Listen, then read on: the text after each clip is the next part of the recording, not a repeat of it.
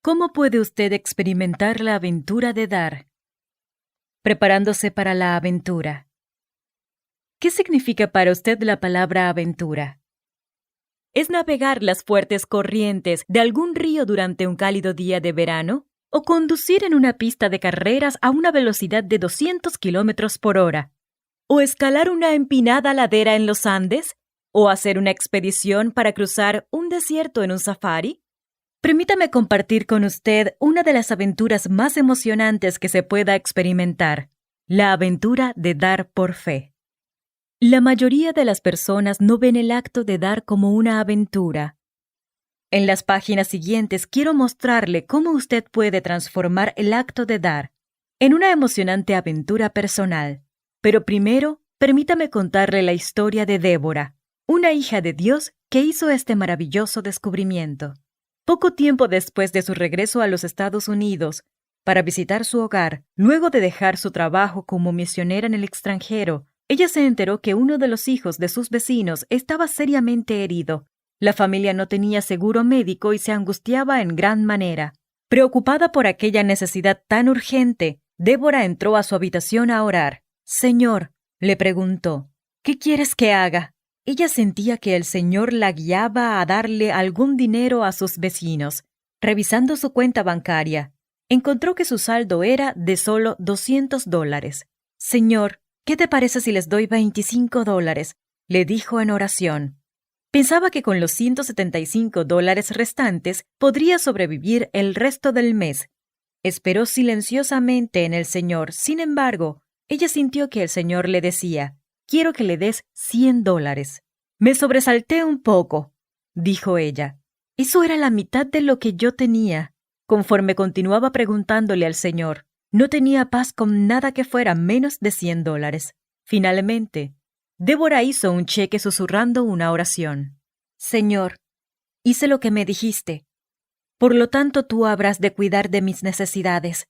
Con una sensación de gozo y esperanza, Débora llevó el cheque a sus vecinos. Con este acto generoso de dar, animó mucho a la familia, y Dios la bendijo abundantemente. 2 días más tarde le llegó por correo un cheque de $100. 3 días después una mujer pasó por su hogar dejándole un cheque de $200. 5 días después de hacer mi cheque, había recibido un total de $500 de fuentes inesperadas. Dijo Débora, «Ahora verdaderamente tengo un temor reverente por Dios y sus caminos». Como Débora y muchos otros cristianos que han aprendido a obedecer los principios de mayordomía de Dios, usted también puede conocer y experimentar esta aventura maravillosa de dar por fe. Como ocurre con cualquier aventura que se emprende, nosotros debemos prepararnos para ello. En las siguientes páginas quiero compartirle cómo usted puede prepararse para esta aventura. Le animo a leer este folleto en oración y con mucha atención, subrayando los puntos de especial significado, tomando notas en los márgenes para contar con referencias fáciles y rápidas. Luego, comparta estos principios con su cónyuge, con amigos cercanos y con otros cristianos que conozca, especialmente a aquellos a quienes usted esté discipulando. 1.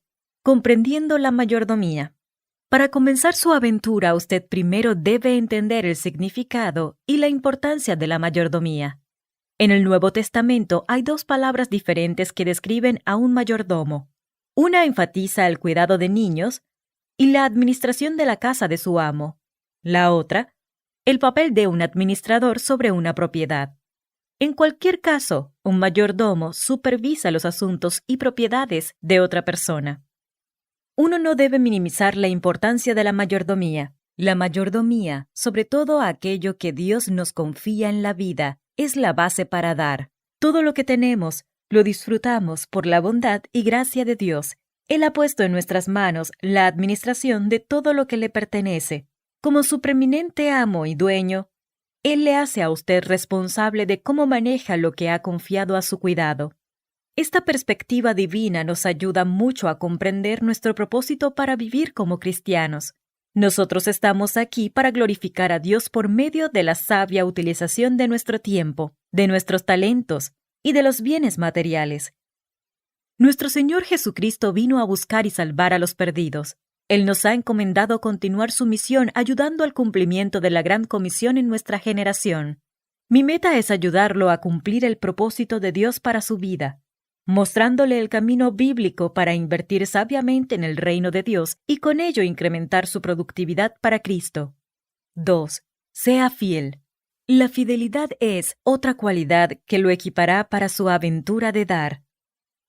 El apóstol Pablo dice: Ahora bien, se requiere de los administradores que cada uno sea hallado fiel. La fidelidad es dependencia, una obediencia constante a Dios, día tras día, en aquello que Él le ha pedido que haga. Un mayordomo fiel evaluará sus oportunidades e invertirá lo que Dios le ha dado, de tal forma que producirá los mejores resultados posibles. 3. Adopte una actitud de santidad.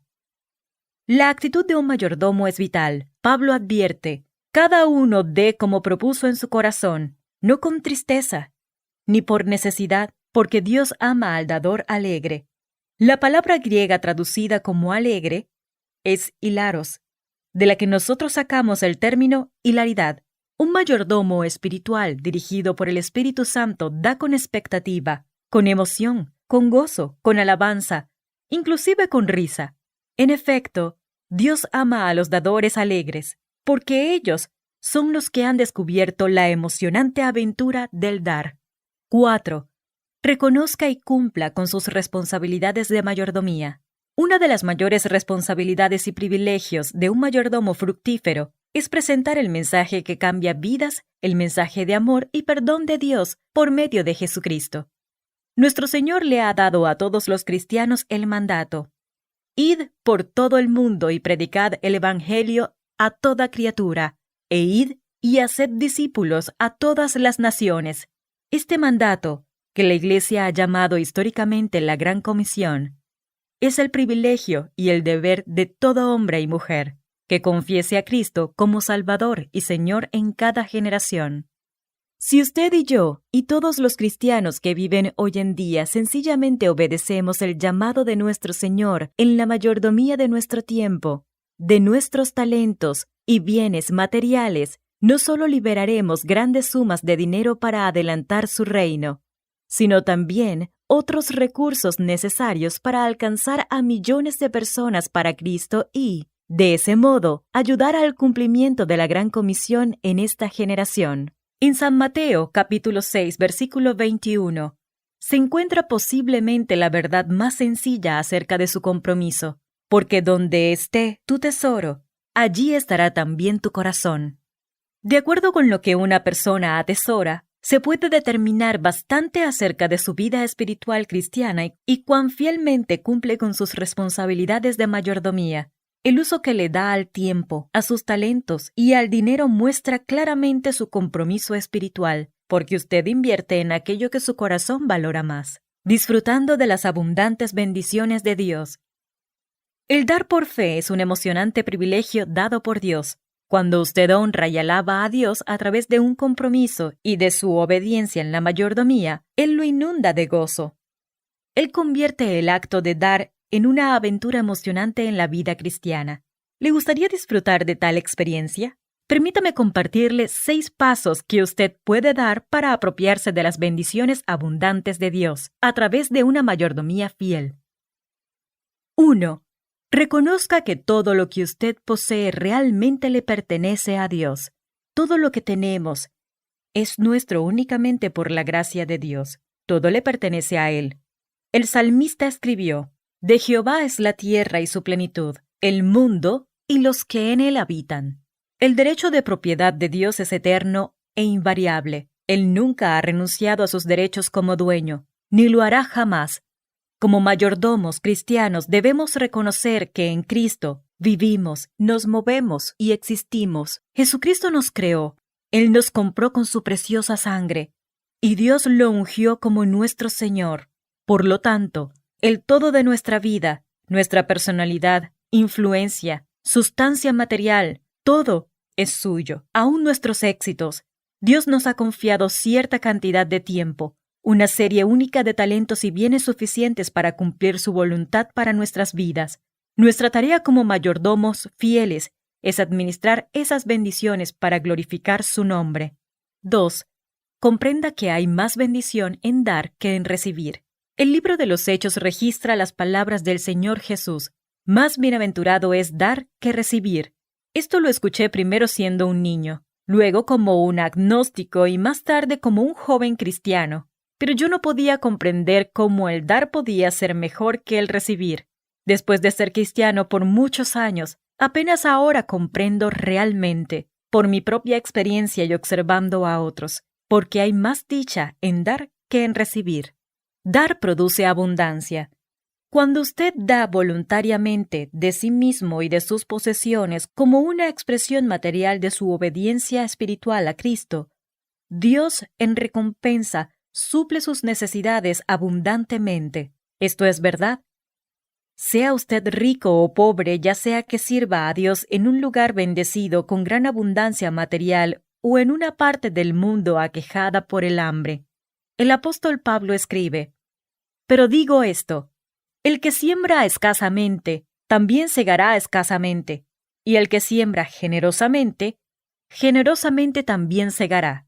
Cada uno dé como propuso en su corazón, no con tristeza, ni por necesidad, porque Dios ama al dador alegre, y poderoso es Dios para hacer que abunde en vosotros toda gracia, a fin de que, teniendo siempre en todas las cosas lo suficiente, abundéis para toda buena obra.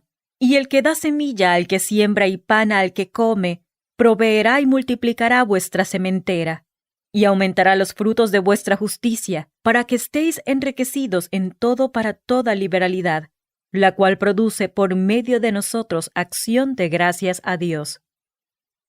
La mayoría de los cristianos no hemos aprendido a dar, ya sea en su abundancia o en su pobreza, y por este motivo no están experimentando la realidad de esa promesa. Como resultado se sienten vacíos y no comprenden por qué. Usted nunca puede dar más que Dios. Es ley de Dios que sus bendiciones sean más abundantes de lo que usted le da a Él.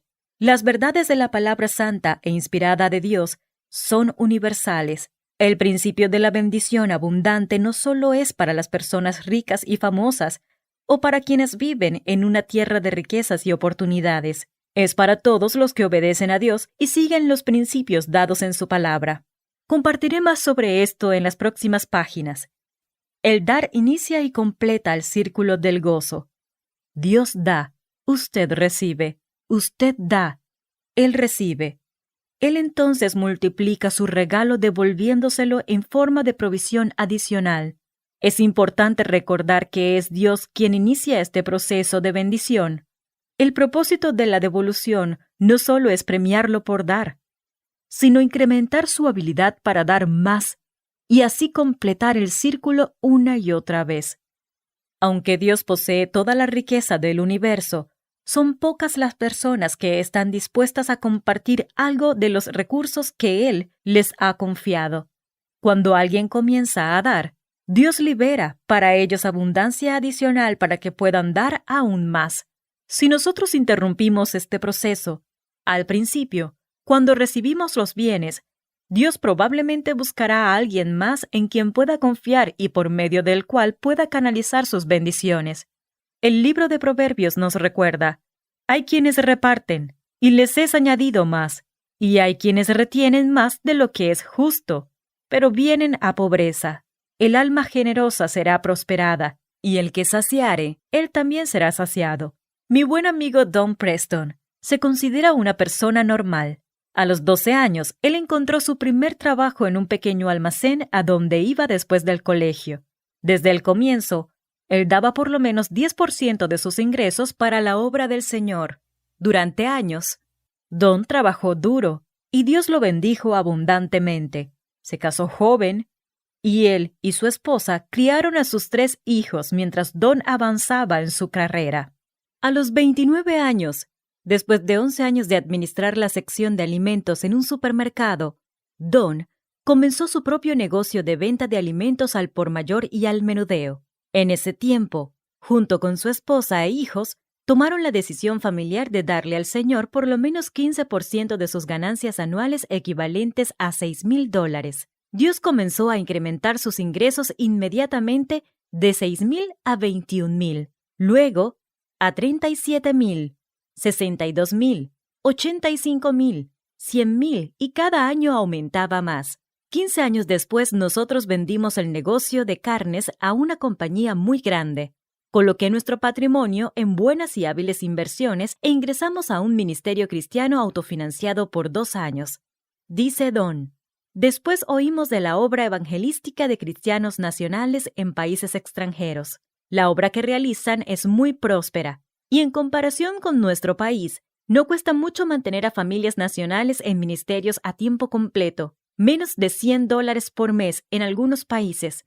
Un pequeño supermercado de comida rápida me convenció que podía volver a los negocios, ganar dinero para apoyar a estos nacionales y multiplicarme de 50 a 100 veces, dando $50,000 por año. Yo podía contribuir con $1,000,000 para la obra de Dios en solo 20 años. Con el apoyo entusiasta de su familia, Don dejó de lado sus planes de unirse a la cruzada estudiantil y profesional para Cristo como coordinador, y en lugar de eso, emprendió este plan de 20 años de ganar para dar. En ese tiempo, él y su hijo comenzaron un negocio de maquinaria en Greenville, Carolina del Sur, y fiel a su compromiso, Don comenzó a dar 50% de sus ingresos pagando 33% en impuestos y viviendo modestamente con el resto. Todo resultó mucho mejor de lo que esperaba. Logró cumplir su compromiso de $1,000,000 en solo 10 años, canalizando la mayor parte de sus fondos a Vida Nueva 2000, un amplio plan de evangelización mundial diseñado para ayudar a alcanzar a millones de personas que todavía no han oído de Cristo. Virginia, la esposa de Don, murió en 1987. Ahora él y su segunda esposa Jean han comenzado a trabajar en el segundo millón para dar a la obra del Señor. Su meta es encontrar otras 100 personas o más que hagan lo mismo. La promesa de Dios en Proverbios, capítulo 11, versículo 24 y 25, es para todos. Sea rico o pobre, usted también puede dar para recibir para luego volver a dar, para recibir para dar más de nuevo. Dios conoce su corazón, y Él puede confiar en usted para completar el proceso, como el ejemplo de Don Preston lo ilustra. La palabra correcta es dar. Quiero advertirle algo. No se desanime si Dios no le provee una recompensa financiera inmediatamente como hizo con Débora o con Don Preston. Las posibilidades y formas de las bendiciones de Dios son infinitas. Él puede tener un plan diferente para usted. Dios conoce sus verdaderas necesidades, y usted debe darle libertad para hacer su mejor obra en su vida. Él puede mejorar su salud y fortalecer su cuerpo. Él puede ayudarlo a realizar mejor su trabajo. Puede ayudarlo a reducir sus gastos o a cambiar sus hábitos respecto al dinero, de modo que pueda vivir mejor con sus ingresos actuales, o Él puede enseñarle a experimentar contentamiento con lo que tiene, para que usted pueda gozar de un mayor sentimiento de plenitud en su vida. Pablo afirma esto: sé vivir humildemente, y sé tener abundancia. En todo y por todo estoy enseñado, así para estar saciado como para tener hambre, así para tener abundancia como para padecer necesidad. Muchos cristianos confunden el significado de la bendición, al igual que Pablo. Job era un hombre experimentado en la prosperidad y en las privaciones. La verdadera prosperidad es vivir y dar según el nivel al cual Dios le ha llamado, con todas las necesidades suplidas por su provisión. 3. Dar por fe. Definido sencillamente, el dar por fe significa creerle a Dios su palabra y disponerse a dar generosamente anticipando su fiel provisión. Las premisas de este concepto son 3. Primero, Dios es la fuente absoluta de toda provisión. Segundo, el dar se basa en los recursos de Dios, no en los suyos. Tercero, Cristo es su vínculo con las riquezas inagotables de Dios. El apóstol Pablo incluye estos preceptos en una carta a los cristianos de Filipos, en la que dice: Mi Dios, pues, suplirá todo lo que os falta conforme a sus riquezas en gloria en Cristo Jesús. Analicemos con detenimiento estas palabras. Dios suplirá. Al vivir en una sociedad humanista, Es fácil creer que el hombre es su propia fuente de riquezas.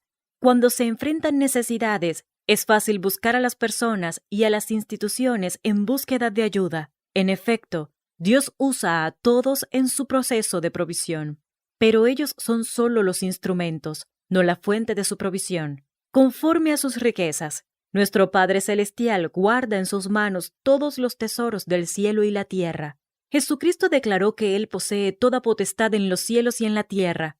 La provisión de nuestro Señor no se basa en el tamaño de la necesidad, sino en la enormidad de sus riquezas y en su autoridad para entregarlas. En tiempos buenos y malos, sus reservas permanecen estables e inagotables. En Cristo Jesús, usted reclama las bendiciones abundantes de Dios por medio de Jesucristo. Nuestro Señor dejó de lado sus riquezas en los cielos para identificarse con usted en cada área de su necesidad humana, al morir en la cruz por sus pecados.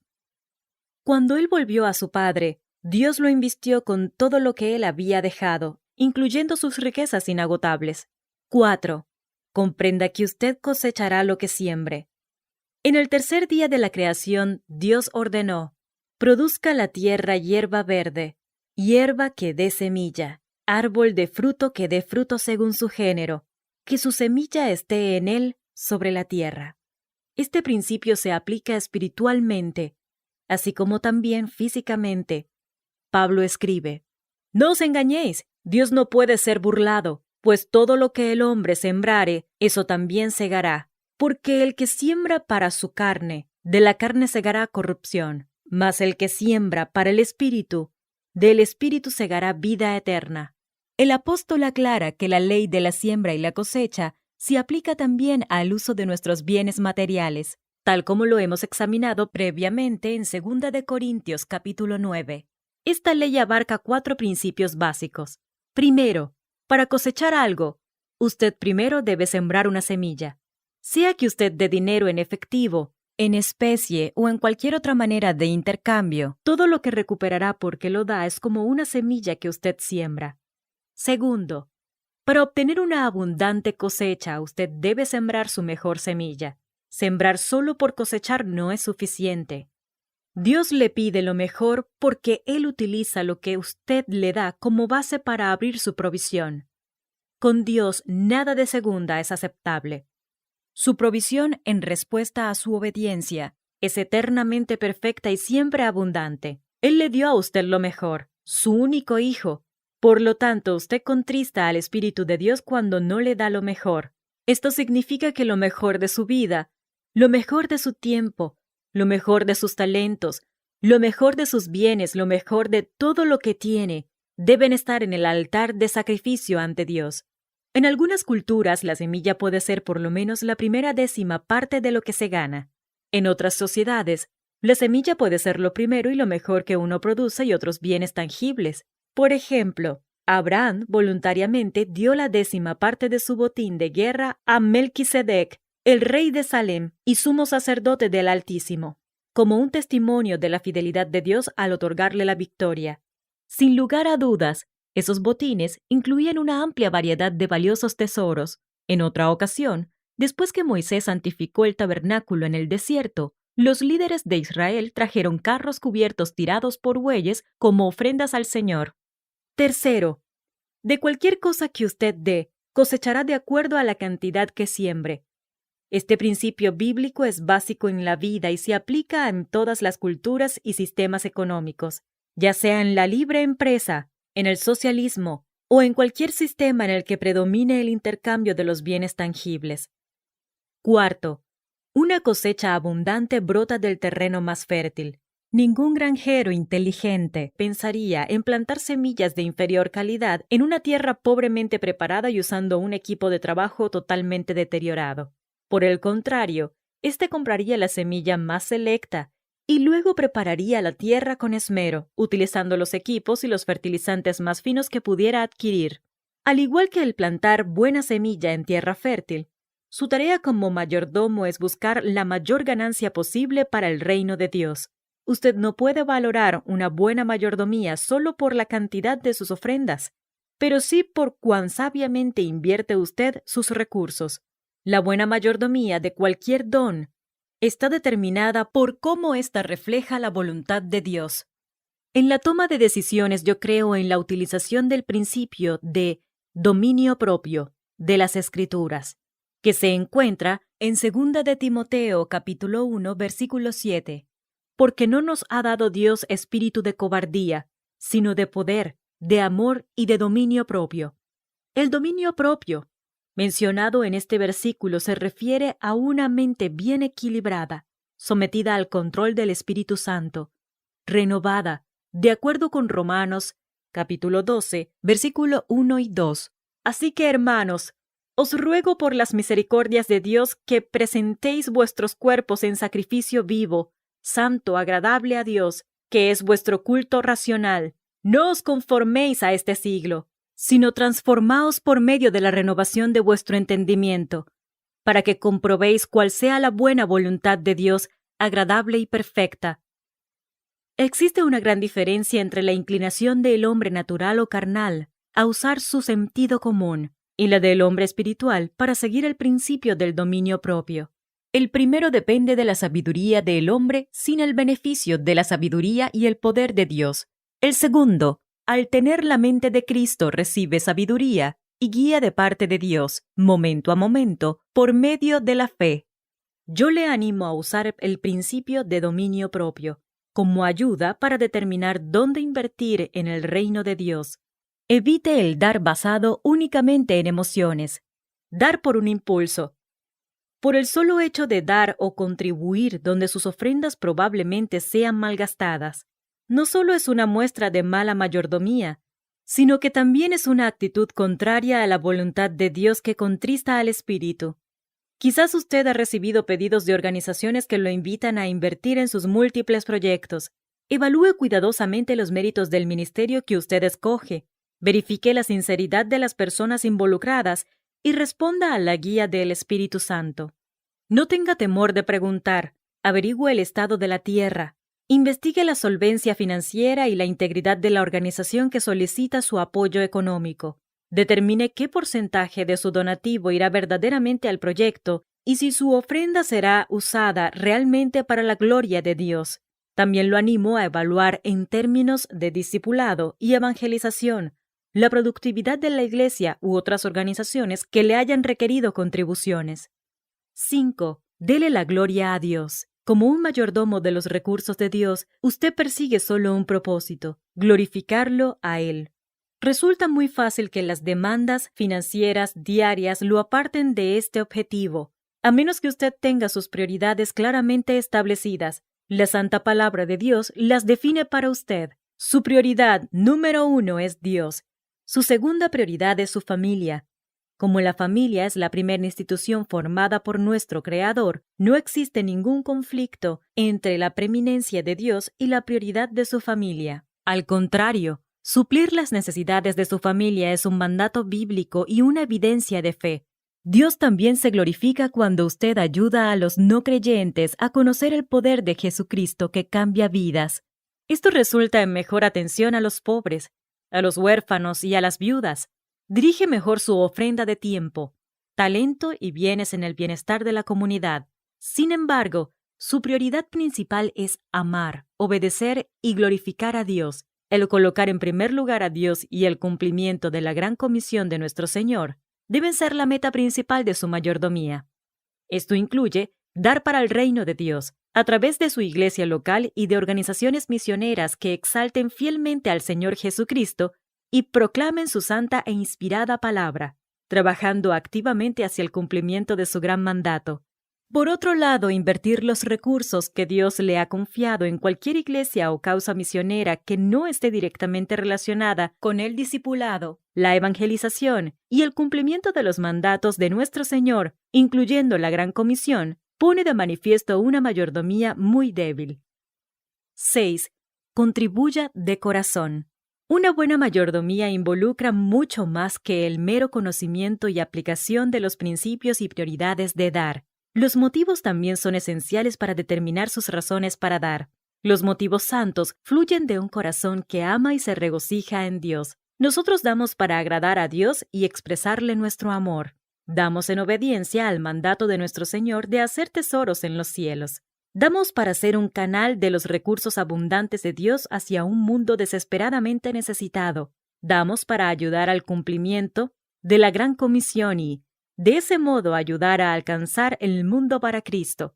Es esencial mantener los motivos correctos por medio del poder del Espíritu Santo, si queremos cumplir el objetivo de glorificar a Dios. Entonces, ¿por qué fracasamos tan a menudo en el logro de esta meta?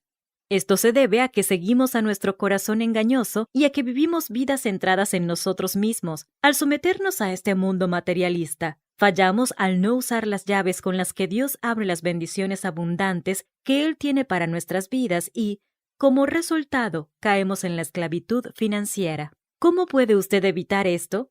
En las páginas siguientes quiero mostrarle cómo administrar sus finanzas y liberar su fe para poder experimentar la aventura de dar que Dios ha preparado para todo cristiano. Dios quiere que usted sea financieramente libre. Tal vez usted ha visto en el periódico o por la televisión esa atractiva publicidad que promete ayudarle a lograr su independencia financiera. ¡Qué maravillosa receta! Dios ha bendecido a muchos de sus hijos con riquezas, pero muchos de nosotros solo soñamos con obtener la independencia financiera. Sin embargo, la libertad financiera es para todo mayordomo cristiano que sigue fielmente el plan de Dios en el dar, en el ahorrar y en el gastar sabiamente. La libertad financiera significa tener lo suficiente para proveer adecuadamente para su casa y para dar generosa y alegremente a la obra de Dios. Dios quiere que usted sea financieramente libre para que pueda ponerlo a Él en el primer lugar de su vida, que sea sensible a su voz, que esté listo para seguirlo en cualquier momento y a cualquier parte que Él lo guíe. Si este es el plan de Dios, ¿por qué hay tantos cristianos que viven en esclavitud financiera? Las razones son sencillas. Al no comprender ni obedecer los principios bíblicos de la mayordomía, ellos sucumben ante la filosofía del mundo sobre el dinero. Muchos cristianos se esclavizan con las preocupaciones materiales de la vida y hacen un compromiso parcial, o ninguno, con la obra de Dios. Yo creo que en la actualidad el materialismo es el mayor obstáculo para la propagación del Evangelio. Tal vez no hay ninguna otra área de nuestra vida en la que seamos más culpables de una racionalización egoísta. Cuando se trata de posesiones materiales, somos capaces no solo de convencernos a nosotros mismos que las necesitamos, sino también que las merecemos. Esto no significa que no debamos disfrutar de la vida. En realidad, Jesús prometió una vida abundante a todos los que confían en Él y le obedecen. El cristiano lleno del Espíritu Santo disfruta la vida más que cualquier otro. Lo que le estoy pidiendo que considere es esto. ¿Qué posesiones materiales en su vida están consumiendo demasiado de su tiempo para mantenerlas y retenerlas? El materialismo no es sencillamente un problema del Occidente. Las personas de todos los países y culturas, de París a Nueva York, de Calcuta a Nairobi, y en los pueblos más remotos ubicados a lo largo del Amazonas, luchan con alguna forma de materialismo. El señor Bailey Marks, vicepresidente de los Ministerios Internacionales de la Cruzada Estudiantil y Profesional para Cristo, cuenta una historia que ilustra esto. Un día, un amigo mío estaba visitando a un pastor cristiano en un remoto pueblo africano.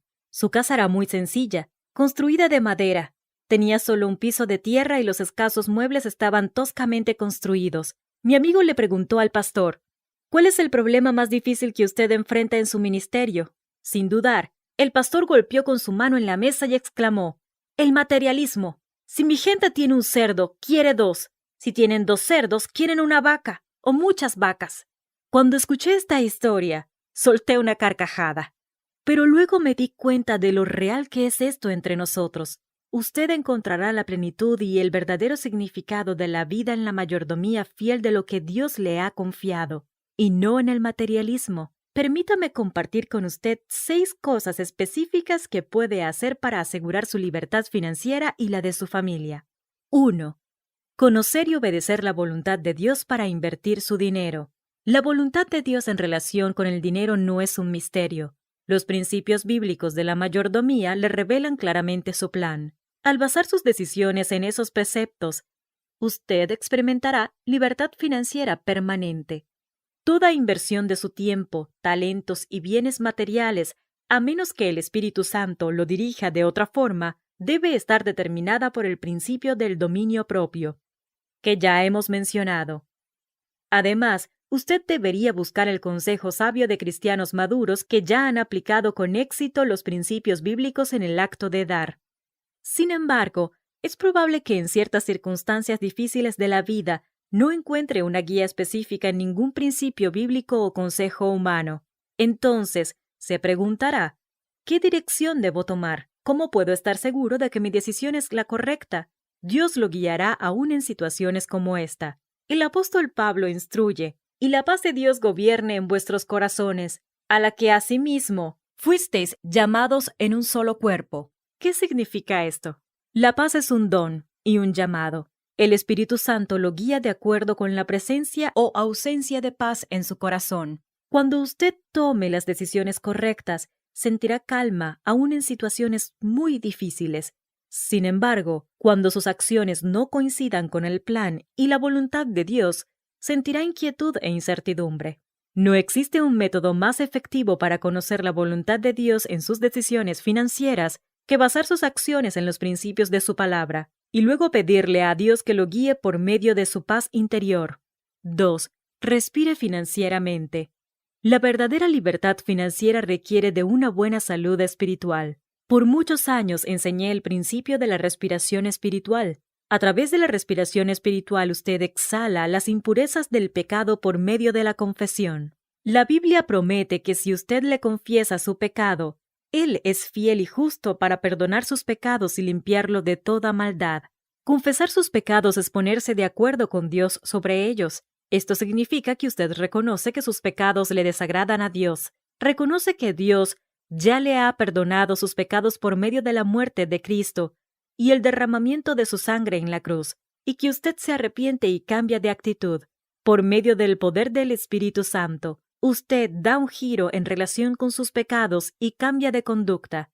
Luego, usted inhala la pureza de la justicia de Dios, apropiándose de la plenitud del Espíritu Santo por fe, basándose en el mandato de Dios dado en Efesios capítulo 5, versículo 18, y en su promesa asentada en Primera de Juan capítulo 5, versículo 14 y 15.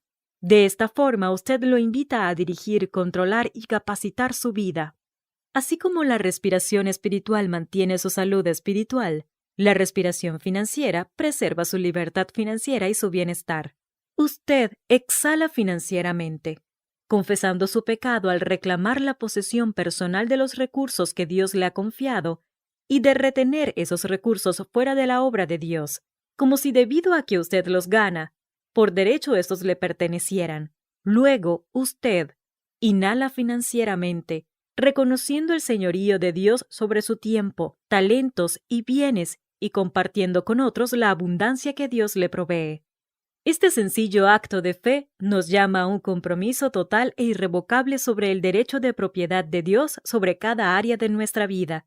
3. Desarrolle un plan financiero. Un plan financiero por escrito le dará el marco de referencia para sus decisiones económicas y le permitirá medir su progreso hacia la libertad financiera. Desarrollar un plan no es difícil. El presupuesto familiar sirve como un punto de partida. Al identificar fácilmente sus necesidades, carencias y deseos, el plan provee un vehículo para establecer prioridades y determinar metas estratégicas a mediano y largo plazo para controlar sus gastos.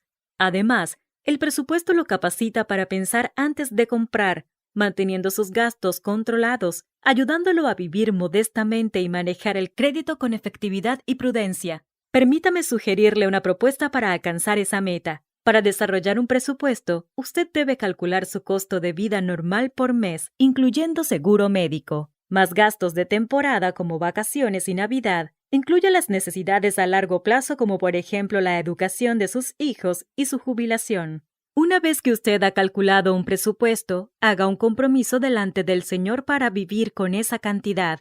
Por supuesto que el presupuesto requerirá de algunos reajustes de tiempo en tiempo, para balancear los cambios provocados por la inflación u otros cambios en las circunstancias de cada quien.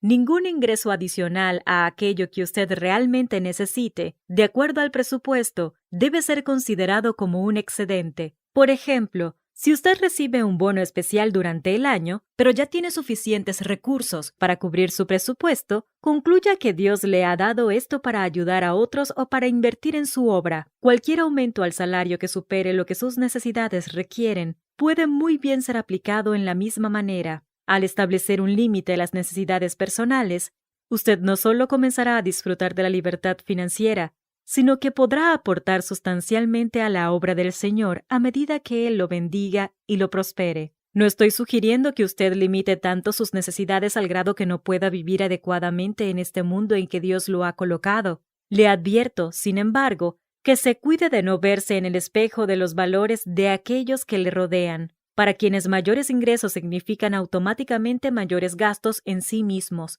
Dios no nos recompensa tan solo elevando nuestro estándar de vida, sin considerar cuáles son nuestras necesidades. Él nos bendice para que tengamos lo suficiente para suplir nuestras necesidades, teniendo siempre en todas las cosas todo lo suficiente, abundéis para toda buena obra. Esto, por supuesto, incluye el hacer tesoros en los cielos para ayudar al cumplimiento de la Gran Comisión.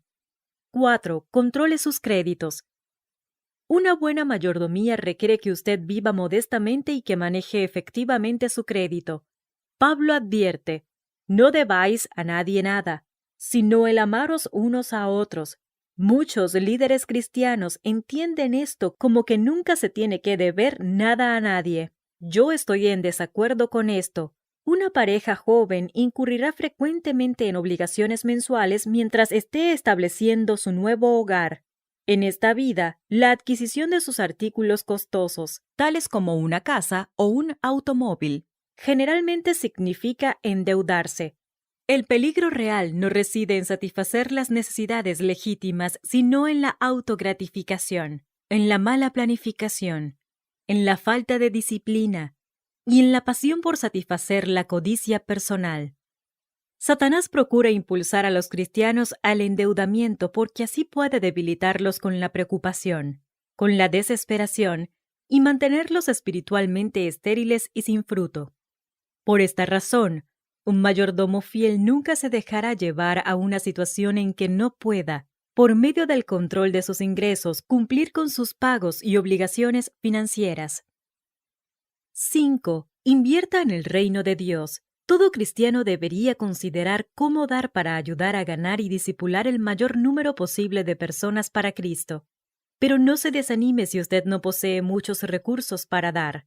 Dios mide el valor de lo que usted da de acuerdo al total de sus recursos, como con la viuda que dio sus 2 blancas. Usted lo honra y agrada cuando da sacrificialmente. Él multiplicará sus ofrendas en manera sobrenatural para suplir sus necesidades, así como también las necesidades de otros. A Dios también le agrada cuando usted da generosamente de la abundancia que Él le ha dado. Usted puede usar estos recursos de abundancia aportando estratégicamente para ayudar a llevar el mensaje de Jesucristo a millones que aún no lo han recibido. Permítame sugerirle dar un mínimo del 10% de sus ingresos a la obra del Señor, como punto de partida para un buen mayordomo que quiere honrar y glorificar a Dios con los recursos que le han sido confiados.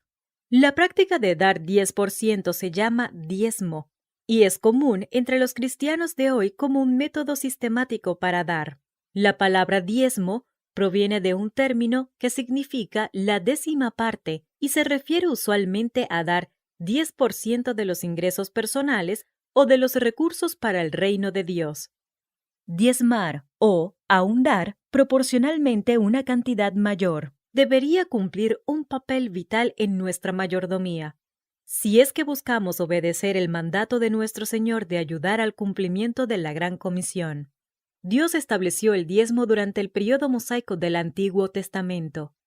Actualmente existen muchos que argumentan en contra del diezmo, indicando que ya no estamos más bajo la ley que requería el diezmo, sino que ahora vivimos bajo la gracia. Quienes sostienen esta posición aseveran que, si bajo la ley los israelitas dieron al menos una décima parte, con seguridad que bajo la gracia nosotros daremos más, en la medida en que Dios nos prospere. Basándose en este argumento, muchos recomiendan dar de forma proporcional, pero no necesariamente una décima parte. Yo estoy de acuerdo. Para la mayoría de las personas, sin embargo, una décima parte es un buen punto de partida. Permítame ilustrarlo. Un amigo que apenas estaba comenzando a experimentar la realidad de su salvación le preguntó a su pastor si Dios estaría satisfecho con 5% de sus ingresos en vez de 10%. El pastor le respondió: ¿usted estaría satisfecho con 50% de su salvación y de todas las otras bendiciones que Dios pone a su disposición? Desde mi perspectiva, en vista del gran sacrificio de Cristo en la cruz, es inconcebible que alguien dé menos bajo la gracia que lo que los judíos daban bajo la ley. Por eso, sobre este mandato del diezmo, menciono el dar al menos una décima parte de sus ingresos o recursos para la obra de Dios, pero no como un asunto de la ley, sino como una expresión de la gracia. La provisión de Dios bajo la gracia se basa en el principio de la cosecha. Todo lo que el hombre sembrare, eso segará. El apóstol Pablo dice: el que siembra escasamente también segará escasamente, y el que siembra generosamente, generosamente también segará. Dar muy poco para la obra de Dios equivale a robar a Dios. Ahora, así como sucedió en el tiempo de Malaquías, el Señor dijo a los hijos de Israel: ¿robará el hombre a Dios? Pues vosotros me habéis robado. Y dijisteis: ¿en qué te hemos robado? En vuestros diezmos y ofrendas. Malditos sois con maldición, porque vosotros, la nación toda, me habéis robado. Traed todos los diezmos al alfolí, y haya alimento en mi casa, y probadme ahora en esto. Dice Jehová de los ejércitos: si no os abriré las ventanas de los cielos, y derramaré sobre vosotros bendición hasta que sobreabunde. Aunque Cristo nos redimió de la maldición de la ley, hecho por nosotros maldición, Dios tiene sus maneras para disciplinarnos por no dar o para recompensarnos por la fidelidad en la mayordomía. Considere lo que él dijo a los líderes de Judá por medio del profeta Ageo. Este pueblo dice: no ha llegado aún el tiempo de que la casa de Jehová sea reedificada, dice el Señor. Su respuesta a ellos es esta: ¿es para vosotros tiempo de habitar en vuestras casas artesonadas y esta casa está desierta? Meditad bien sobre vuestros caminos. Sembráis mucho y recogéis poco. Coméis y no os saciáis, bebéis y no quedáis satisfechos, os vestís y no os calentáis, y el que trabaja a jornal recibe su jornal en saco roto. ¿Ha tenido alguna vez esos sentimientos? Usted parece estar en una rutina financiera. Está trabajando más duro y aún le espera mucho más. Su cuenta corriente parece evaporarse. Dios no ha cambiado. En el tiempo de Ageo, él consideraba de vital importancia que el pueblo de Israel reedificara su templo para restablecer su presencia física en medio de los pueblos de la tierra. En la era de la Iglesia en la que vivimos, la presencia física de Dios en medio del género humano se propaga conforme su Iglesia crece y se expande. Pero, ¿cómo ocurre esto? Por medio de la evangelización y del discipulado, ayudando al cumplimiento de la Gran Comisión en obediencia al mandato de nuestro Señor. Hágase las siguientes preguntas. 1. ¿Cuál es el suceso más importante que ha ocurrido en toda mi vida? 2. ¿Qué es lo más grande que yo puedo hacer para ayudar a otros? 3. Si nuestro Salvador vino a buscar y a salvar a los perdidos, ¿es la propagación del Evangelio asunto principal para Dios? 4. ¿Espera Dios que yo, como cristiano, esté comprometido en la propagación del Evangelio en el mundo y así ayudar el cumplimiento de la Gran Comisión? 5. Si existen oportunidades de dar para la evangelización y el discipulado, ¿espera Dios que yo aporte para estas dos prácticas? 6. Si yo ignoro la oportunidad de dar sustancialmente para lo que es principal ante Dios, ¿es razonable creer que Él estará contento conmigo? 7. Si Él no está contento conmigo y con la forma en que yo manejo las finanzas que me ha confiado, ¿qué podría hacer Él para llamarme la atención? A pesar de que nosotros vivimos en la era de la gracia, los principios de Ageo son todavía valederos. ¿Cuál es el fin principal del hombre? ¿Glorificar a Dios y agradarlo por siempre? ¿Y cómo glorificamos a Dios? Jesús explica esto en San Juan, capítulo 15, versículo 8. En esto es glorificado mi Padre, en que llevéis mucho fruto y seáis así mis discípulos. En otras palabras, lo más importante que usted y yo podemos hacer como creyentes es ayudar a llevar las nuevas de gran gozo, las buenas nuevas del amor y perdón de Dios por medio del Señor Jesucristo. A todos los que escuchen, a través de la contribución de nuestro tiempo, de nuestros talentos y de nuestros bienes, bajo la gracia, el amor de Cristo nos constriñe. No debemos confundir ni abusar de nuestra libertad neotestamentaria. Nosotros debemos permanecer sensibles y responsables ante un Dios correcto y justo. La clave para experimentar la presencia de Cristo y el gozo de los cielos es obedecer sus mandatos en cada área de nuestras vidas. Jesús dice, el que tiene mis mandamientos y los guarda, ese es el que me ama. Y yo le amaré y me manifestaré a él. El que me ama, mi palabra guardará, y mi Padre le amará y vendremos a él, y haremos moradas con él. ¿Está usted experimentando la presencia de Dios en su vida? ¿Conoce su gozo, su amor, su paz, su guía? Si no es así, ¿es posible que usted no esté obedeciendo sus mandamientos? Cuando usted retiene los recursos que Dios le ha confiado para su obra, Él tiene poco con lo cual bendecirlo, y su vida permanece sin fruto y sin gozar de verdadera felicidad. Personalmente yo no conozco mayor gozo que el de ser un instrumento de Dios para comunicar las buenas nuevas del Evangelio a otros. Esto generalmente cuesta dinero. Por otro lado, nosotros ya no nos pertenecemos, hemos sido comprados por un precio. La sangre preciosa del Señor Jesucristo, nuestro tiempo, talentos y bienes son la forma en la que expresamos gratitud a nuestro grande y glorioso Dios y Padre por todo lo que Él ha hecho para llenarnos con su presencia. Ya que bajo la gracia, todo lo que tenemos pertenece a Dios. Damos un diezmo, o tal vez un porcentaje mayor, pero no como un requerimiento de la ley, sino como un acto de adoración y obediencia amorosa. Creo que desobedecemos a Dios cuando ignoramos nuestra responsabilidad de dar y ser mayordomos. Así como bajo la gracia, Dios disciplina a sus hijos cuando son desobedientes porque los ama. El mayordomo infiel también debe estar preparado para aceptar la disciplina. Permítame ilustrárselo. Yo amo profundamente a mis hijos. Recuerdo cuando los tuve por primera vez en mis brazos. Sentía que mi corazón se unía al de ellos mientras los abrazaba. Pero conforme los años transcurrieron y los niños crecieron, fue necesario disciplinarlos. En cada ocasión, antes y después del castigo, les explicaba a cada uno de ellos que los amaba y que la corrección era por su bien. Para asegurarme que ellos comprendieran, les preguntaba, ¿por qué creen que los disciplino? En medio de lágrimas me respondían, porque me amas. El hecho de que yo los reprendiera cuando eran desobedientes no significaba que los amaba menos, sino que los amaba más. Eso sucede con la obediencia en la mayordomía. Es vital que nosotros no permitamos que nada nos impida dar nuestros diezmos y ofrendas. Yo preferiría olvidar mis comidas y dejar de cumplir cualquier otra obligación antes de robarle a Dios. A pesar de que ya estoy bajo la gracia, a pesar de que sé que Él me ama, a pesar de que sé que mi relación con Él es muy diferente a los de los creyentes del Antiguo Testamento, gracias a la cruz, a la tumba vacía y a la realidad de su presencia en mi vida. Fallar en nuestra responsabilidad hacia Dios equivaldría a interpretar mal la gracia.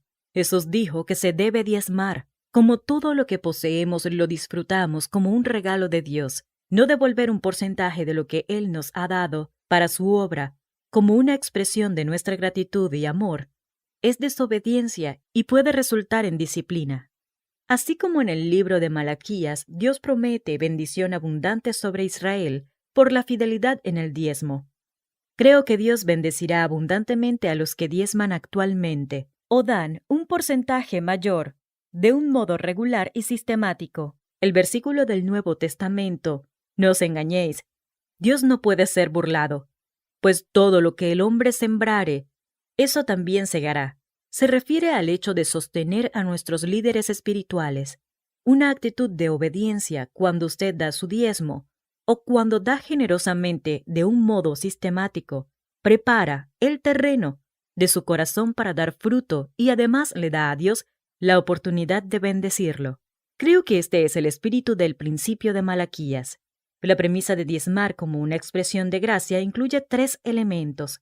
Primero, el diezmo reconoce a Dios como la fuente y el dueño de todo lo que poseemos. Diezmar es una práctica diferente a la de la ofrenda ocasional, la cual sugiere que nos consideramos los dueños de todo lo que poseemos. Por medio del diezmo reconocemos que Dios es el autor de nuestros ingresos. Segundo, diezmar es un acto voluntario de alabanza. En Betel, Jacob dijo: «Si fuere Dios conmigo, y me guardare en este viaje en que voy, y me diere pan para comer y vestido para vestir, y si volviere en paz a casa de mi padre, Jehová será mi Dios, y esta piedra que he puesto por señal será casa de Dios, y de todo lo que me dieres, el diezmo apartaré para ti». Si usted no lo ha hecho todavía, también debería considerar el diezmar o dar más como un acto de alabanza. A través de este acto, usted se concentra en el Padre Celestial y testifica de su bondad y generosidad hacia usted. Tercero, diezmar le enseña a poner a Dios primero. Moisés dijo que el propósito del diezmo era que aprendas a temer a Jehová, tu Dios, todos los días. Diezmar, como un plan sólido para dar regularmente y con un propósito, le permite sortear las emociones y circunstancias que tratarán de impedirle el ser un mayordomo fiel y, como consecuencia, poner a Dios en el primer lugar en su vida. Esta decisión lo libera de la tiranía, del materialismo y limpia el camino para las bendiciones adicionales y abundantes de Dios. Don Myers, director de Asuntos Internacionales de la Cruzada Estudiantil y profesional para Cristo en Sudáfrica, relata cómo él y su esposa, Sue, aprendieron a poner este principio en práctica en sus vidas. Durante nuestros primeros 2 años como cristianos, Sue y yo concebimos un plan para llegar a ser diezmadores. El plan implicaba dar incrementando 1% anualmente hasta que alcanzáramos el mágico 10%. Como lo que dábamos en ese tiempo era un anémico 4%, estábamos embarcados en un largo y laborioso proceso. Nosotros queríamos que el plan llevara 2 años, pero era como sacarse un diente lentamente. Al estar en esta situación, tomamos la decisión radical de pasar del 6% al 10% de un salto. Este fue el procedimiento relativamente fácil. Produjo una libertad financiera y un sentido de paz en nuestro matrimonio que superó toda nuestra experiencia previa. Luego fuimos desafiados a intentar nuevos saltos. Como obreros cristianos desde 1968 a 1972, logramos mantener un modesto nivel de dar, algo más que el diezmo. Luego, cuando nos preparábamos para mudarnos al África en 1973, escuchamos una conferencia en un curso de capacitación que cambió nuestras vidas. El orador dijo que la mayor respuesta de fe ante una crisis financiera es incrementar el nivel personal de mayordomía. Después de considerar en oración este principio radical, decidimos seguirlo durante nuestro trabajo en África. Durante los 16 años que servimos en África, enfrentamos severas crisis financieras en 6 ocasiones. En cada oportunidad, por fe, incrementamos nuestro nivel de dar. En cada ocasión el Señor resolvió la crisis. Cuando dejamos África, lo que dábamos alcanzaba ya 38%. ¿Deberá ser aplicado también el principio del diezmo a su tiempo y talentos, así como al dinero? Yo estoy convencido que es así. Dar por lo menos 10% de su tiempo a Dios no es una tarea pesada. Muchos hijos de Dios dan mucho más. Las oportunidades de dedicar su tiempo y sus talentos son ilimitadas. ¿Usted canta? ¿Toca un instrumento musical acaso? ¿Sabe cocinar? Tal vez usted es un gerente, un profesor, una secretaria, una niñera, o un carpintero, jardinero, mecánico o bibliotecario. Pídale a Dios que le muestre cómo usar sus talentos para su gloria, junto con su pastor o con los líderes de organizaciones cristianas de su área. Averigüe sobre las oportunidades existentes para utilizar su tiempo y sus talentos en la causa de Cristo. Yo lo desafío a dar generosamente de su tiempo y talentos, así como de sus bienes durante 6 meses, para ver cómo Dios multiplica el fruto en su vida y en la de otros. Qué privilegio tan emocionante es el observar cómo sus recursos alcanzan a los perdidos y a los que sufren alrededor del mundo, para la gloria de Dios. 6. Contribuya mientras viva. Como todo lo que poseemos realmente le pertenece a Dios y Él nos ha hecho temporalmente sus mayordomos, Cuando morimos, no dejamos nuestro dinero, sino el dinero de Dios. Entonces alguien más asume la responsabilidad de administrar nuestros bienes y cosechar las recompensas que Dios destinó para nosotros los que acumulamos bienes desde un principio. Muchos cristianos trabajan duro y dejan sus bienes a personas que no son dignas de su confianza, pero un mayordomo fiel, después de proveer para las necesidades presentes y futuras de su familia, invierte en la obra de Dios mientras todavía vive. Un amigo cristiano recientemente me dijo cómo había sido nombrado ejecutor testamentario de una cantidad considerable de los bienes de una señora y que él sería el responsable de distribuir ese dinero a ministros cristianos después que la señora falleciera. En vez de eso, mi amigo la animó a dar el dinero mientras ella podía observar de primera mano los beneficios de su inversión. Ellos oraron juntos, y con su consejo y la ayuda de otros, la señora comenzó a dar su dinero a muchos proyectos cristianos dignos de confianza, a misioneros y a organizaciones misioneras, a iglesias con necesidades financieras y a escuelas cristianas. Conforme ella daba generosamente, Dios la bendecía abundantemente y convertía sus últimos años en los más emocionantes y fructíferos de toda su vida. El principio de dar mientras vivimos se aplica igualmente a los que cuentan con recursos modestos. Dios trata con nosotros individualmente. No puedo sugerirle un estilo de vida ni darle un plan de inversión específico para la causa de Cristo. Sin embargo, lo animo a usar sus recursos para el reino mientras puede destinarlos a donde Dios quiere, en vez de confiar demasiado en la posible sabiduría de sus herederos. Consulte a un abogado, a un contador público, o a un planificador financiero, o a una empresa bancaria para obtener información específica sobre cómo utilizar los ahorros de su vida mientras usted está todavía vivo.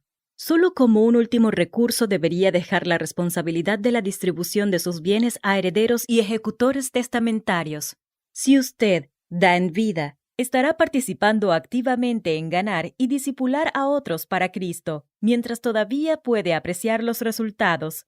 En consecuencia, nuestro Señor se manifestará en su vida tal como lo prometió en Primera de Juan, capítulo 14, versículo 21. ¿Cómo confiarle a Dios las finanzas?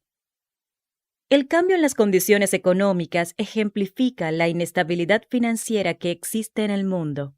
En vez de poner su confianza en el Señor, quien prometió suplir todas nuestras necesidades, la mayoría de los cristianos confía en sus inversiones, en ahorros y planes de jubilación para asegurar su felicidad y su seguridad económica, solo para ver cómo sus esperanzas se desvanecen cuando llegan los reveses económicos que destruyen sus bienes. Muchas personas están malgastando sus vidas intentando lograr la seguridad financiera en un mundo totalmente inestable.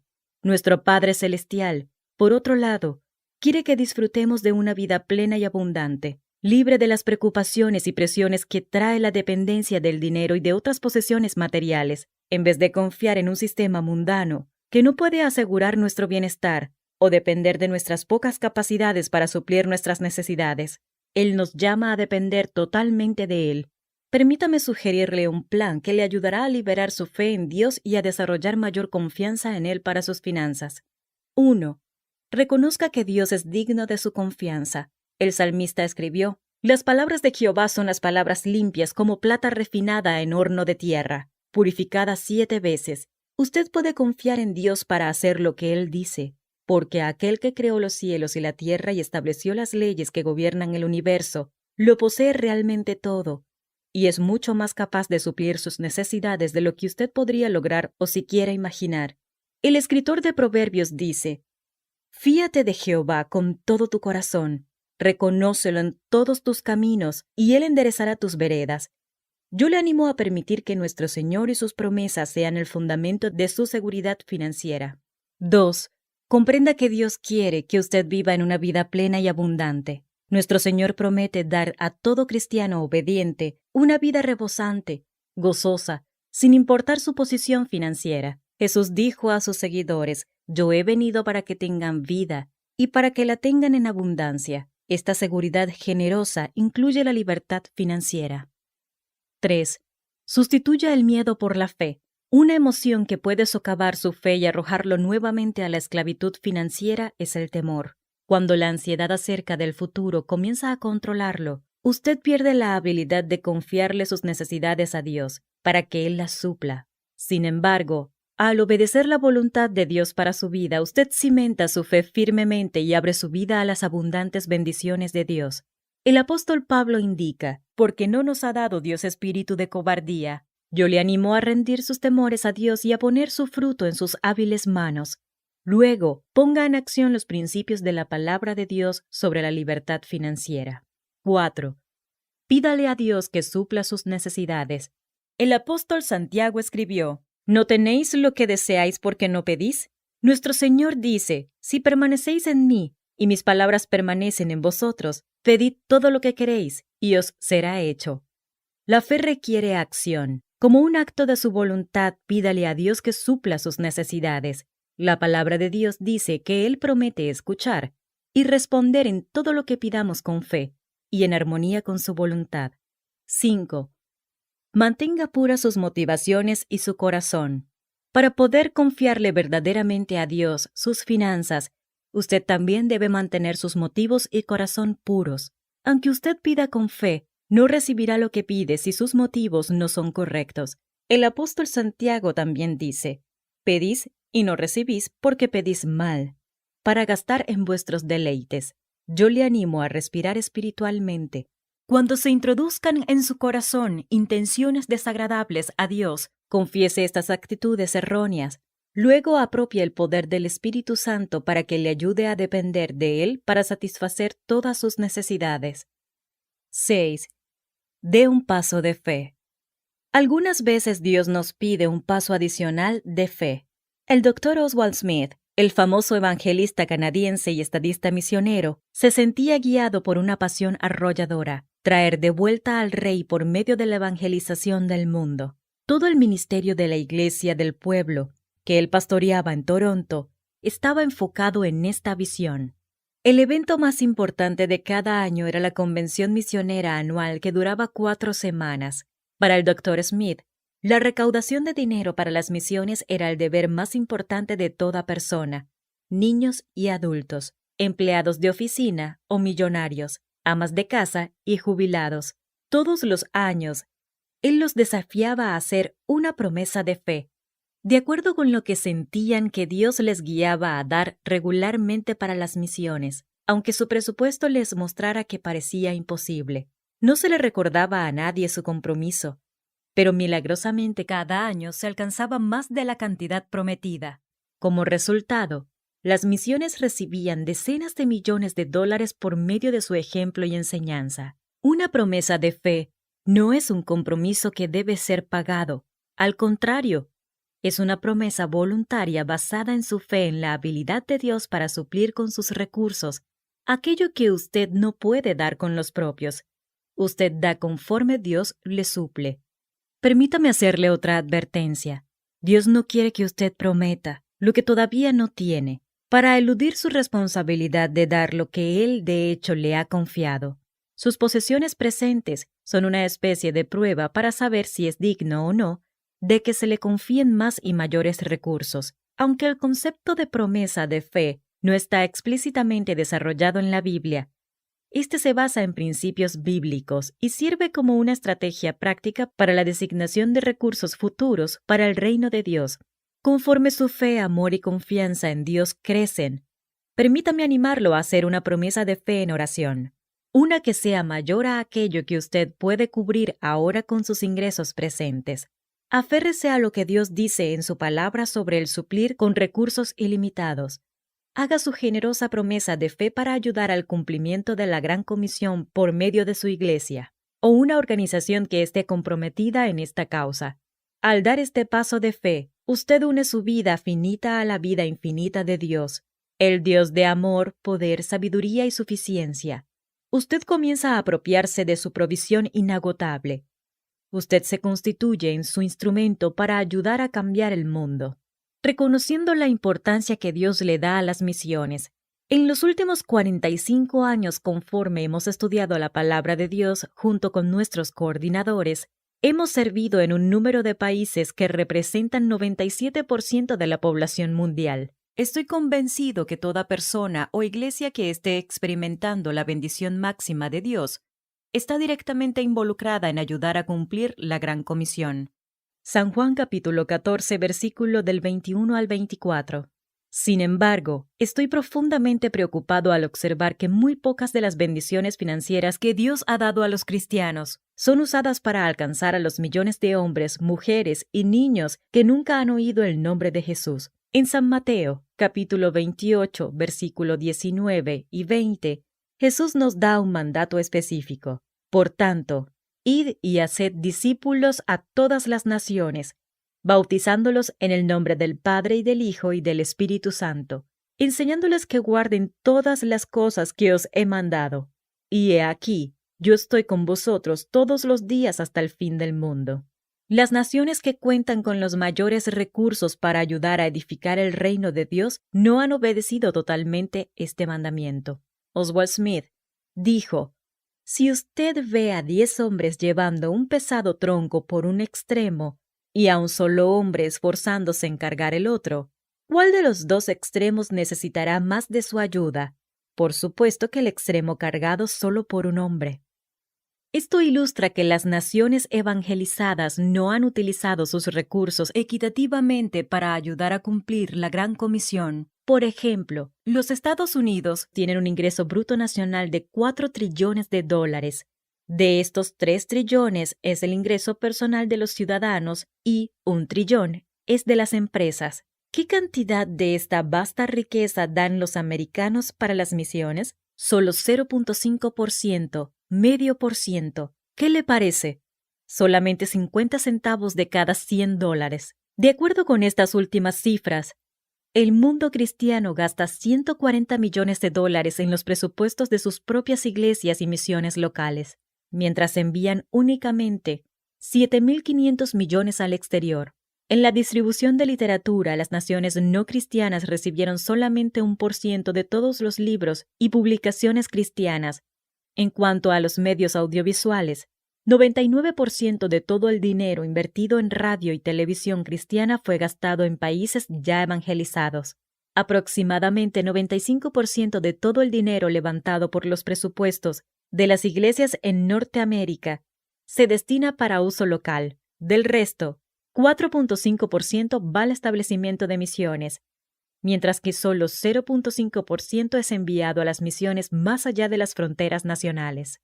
Esto contrista a nuestro Señor, y nosotros, como personas y como iglesias, no podemos esperar más bendiciones hasta que obedezcamos completamente su mandato de ayudar a cumplir la Gran Comisión en todo el mundo. Yo creo que es un insulto a Dios el que una iglesia contribuya con menos de 10%, o sea, el diezmo de su presupuesto para las misiones en el extranjero.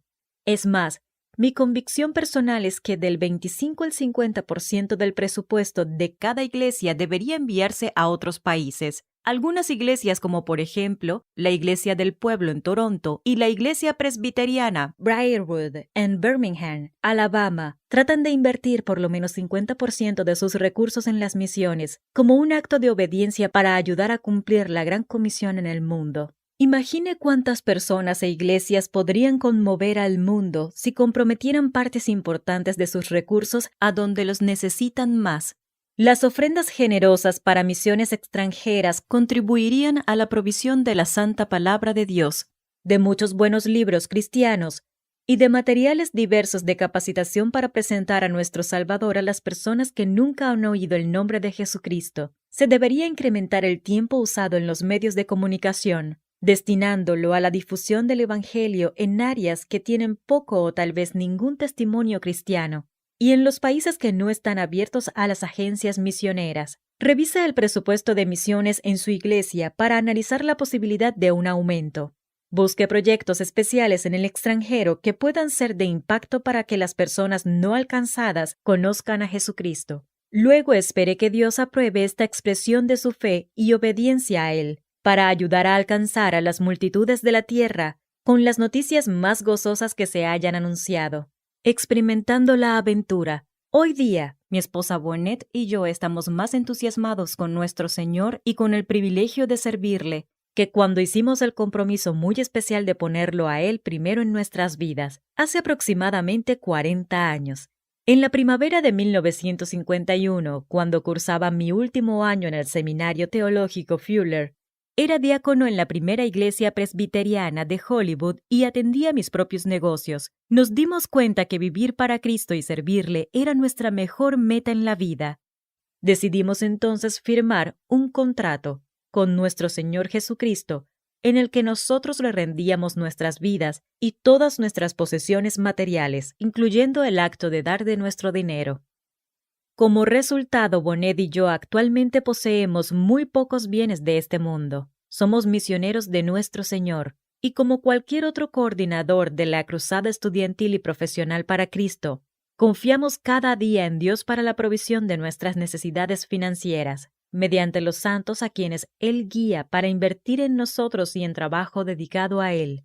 Aunque nosotros rara vez tenemos más de lo que necesitamos para suplir nuestras necesidades por unos pocos días o semanas a la vez, siempre nos hemos gozado con las bendiciones de Dios que Él ha prometido a todos los que le confían y obedecen.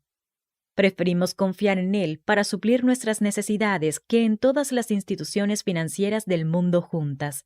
En la actualidad, Bonet y yo estamos embarcados en una de las aventuras más emocionantes de nuestras vidas en relación al dar. Esto comenzó en 1946, cuando oí al Dr. Oswald Smith desafiando aproximadamente a 1,000 universitarios jóvenes y solteros que asistían a una capacitación estudiantil en First Home, a comprometer sus vidas para ayudar a cumplir la Gran Comisión.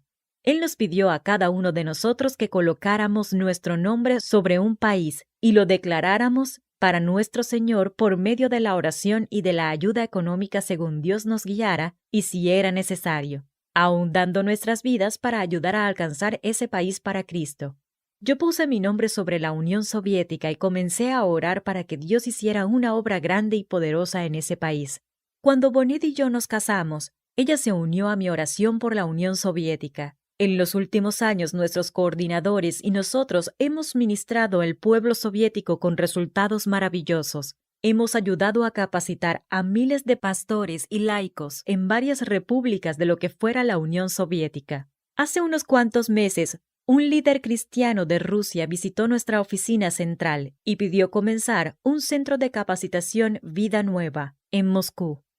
Poco después, y por una serie de circunstancias, este pensamiento cruzó repetidamente por mi mente. ¿Será posible que Dios quiera trabajar a través de mí usando mi pensión de jubilación para ayudar así a establecer ese centro de capacitación en Rusia? Mis años de oración por el pueblo soviético y algunas visitas a esos países me han dado un amor y una carga especial por ellos. Si yo comenzara un centro de capacitación Vida Nueva con mi fondo de pensión, tendría una oportunidad única de ayudar a alcanzar a muchos miles de soviéticos para nuestro amado Señor Jesucristo.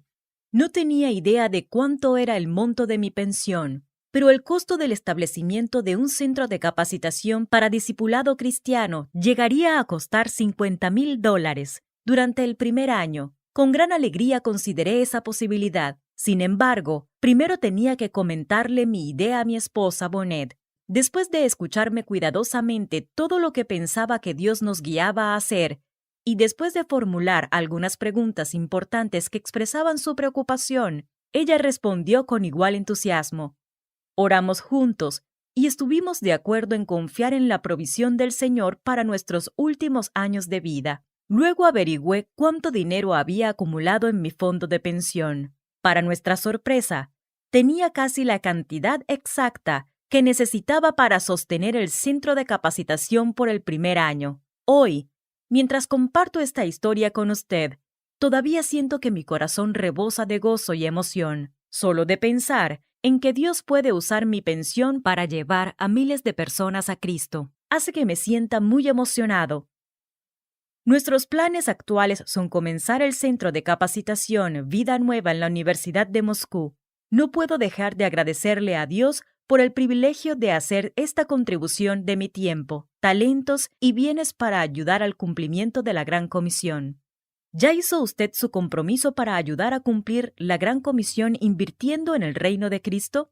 Él está llamando a las personas a hacer compromisos radicales con sus recursos para ayudar a cumplir la Gran Comisión en nuestra generación. Él guarda una bendición especial para aquellos que dan generosamente de su tiempo, talento y tesoro para su obra.